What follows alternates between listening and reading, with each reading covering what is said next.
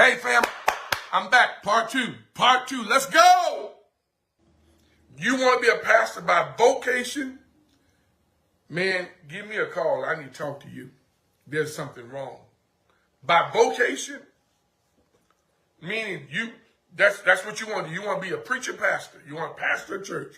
That's because you better wait till the Lord call you to this office. I don't care what you say. I don't care how many scriptures you can quote. Yeah, how good you think. And here's another myth. Some of you have gotten to a point because you might be able to quote a scripture or two better than your pastor. You think you can do the job better than your pastor. Well, let me help you with something, okay? A lot of the people are not there in the audience so much. Let me get myself straight, because y'all know. Because of our ability to preach as much as it is our ability to administrate, and or our ability to be courageous. Sometimes you got to make calls that you wouldn't normally make. You got to make some decisions that you wouldn't normally make. You got to hire and or fire some people that you wouldn't, you regret you hired and hate you got to fire. But the bottom line is that this is not a gravy train. That the average church, y'all hear me, the average church, listen, barely gets to 100 people. The average. There are more churches with less than 100 than there are with those having 4 and 5 and 6, 7, and then into the thousands. And watch this. Now, this really going to go against you. All growth ain't good growth. Because you got a behind in the seat. That don't... Okay, we got behinds in the seat. What are we doing? I have to ask myself that on a regular basis. What are you doing?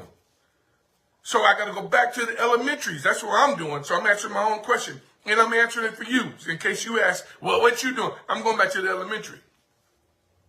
I'm going back to the elementary. I'm going back to teaching and training. Teaching and training. Elementary stuff. Teaching and training. Elementary stuff.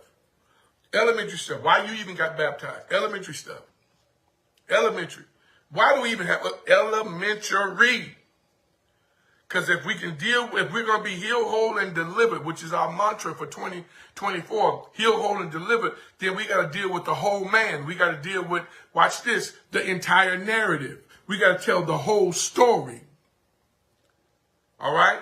So, if numbers is what you get down on, bless the Lord. If having chandelier in your, get down with it. If youth ministry is your focus, to God be the glory. I learned this one from a friend of mine, and y'all gonna know who it is, but I'm not gonna call her name.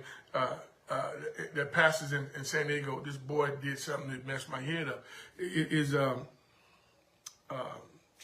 small groups. Small groups. I hadn't heard that from nobody that looked like me. Never heard of that. Like, whoa. I heard about that from other people. And it blew, and so I'm like, okay, cool. And then I see the results of it for him. So before I can get to the small groups,